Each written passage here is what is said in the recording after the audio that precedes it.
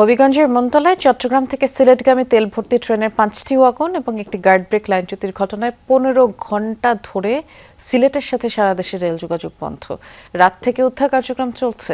আমরা উদ্ধারকারী যে রিলিফ ট্রেন সেটি ঘটনাস্থলে কাজ করছে বলেও জানতে পেরেছি। এ ব্যাপারে বিস্তারিত জানানোর জন্য সহকর্মী প্রদীপ দাস সাগর অপেক্ষা করছেন। হবিগঞ্জে আছেন তিনি। সাগর, রিলিফ ট্রেন তো আসলে যখন এই দুর্ঘটনা ঘটেছে তখনই উদ্ধার কাজে যোগ দিয়েছে, তারপরও বেশ লম্বা সময় লেগে যাচ্ছে। কখন নাগাদ চালু হতে পারে ট্রেন চলাচল, কিছু জানা গেল কিনা একটু বিস্তারিত করে আমাদেরকে জানাবেন।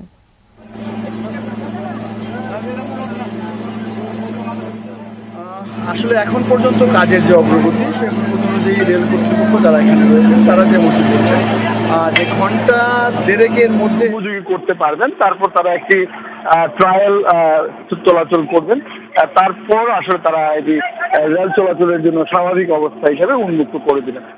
রেলের লাইনের উপরে যে 5টি ওয়াগান, তেল ভর্তি ওয়াগান যেটি লাইনের উপর লাইনচ্যুত হয়েছিল, তার 4টি আসলে লাইনের উপর ছিল, একটি পার্শ্ববর্তী খাদে পড়ে গিয়েছিল। খাদে যেটি রয়েছে সেটি সেখানেই রয়েছে। তারা যেটি বলছেন যে সেটি তারা পরবর্তীতে কোনো এক ফাঁকে সেটি উদ্ধার করবেন। কিন্তু রেল লাইনের উপরে যে 4টি ওয়াগান ছিল তার মধ্যে 3টি ওয়াগান এর মধ্যে সরিয়ে নেওয়া হয়েছে এবং সবশেষ যে ওয়াগান যেটি রয়েছে সেটি এই মুহূর্তে সরানোর কাজ চলছে। আপনি নিশ্চয়ই জানেন যে প্রতিটি ওয়াগানে প্রায় 40,000 লিটার করে ডিজেল ছিল। 5টি ওয়াগানে 2 লাখ লিটার ডিজেল ছিল, যেগুলো চট্টগ্রাম থেকে সিলেট নেওয়া হচ্ছিল। গতকাল রাতে আসলে দুর্ঘটনায় 5টি ওয়াগান লাইনচ্যুত হয়। বাকি যে ওয়াগানগুলো ছিল ওই ট্রেনে সেগুলো নিরাপদেই সিলেট পৌঁছেছে। আর এরই মধ্যে সিলেটে এই জায়গাটিতে লাইনচ্যুত হওয়ার কারণে ঢাকা এবং চট্টগ্রাম থেকে ছেড়ে আসা যে ট্রেনগুলো আছে সেগুলো বিভিন্ন স্টেশনে আটকা পড়েছে। ঢাকা থেকে ছেড়ে আসা পারাবত, ব্রাহ্মণবাড়িয়া, আজমনগরে আটকা পড়ে আছে। সিলেট থেকে ছেড়ে আসা কালনী এক্সপ্রেস শায়েস্তাগঞ্জে আটকা পড়ে আছে।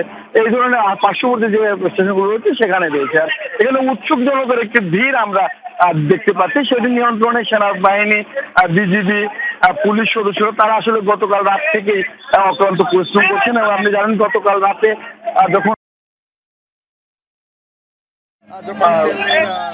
কন্টেনারগুলো ক্ষতিগ্রস্ত হয় তখন আসলে তেল নিয়ে যাওয়ারও এক ধরনের প্রতিযোগিতা আসলে আমাদের চোখে পড়েছিল। স্থানীয় লোকজন যারা ছিলেন তারা আসলে তেল সংগ্রহ করছিল, সেটিও নিয়ন্ত্রণে আনতে হয়েছে শুনছিলাম আপনার মাধ্যমে। ধন্যবাদ সাগর।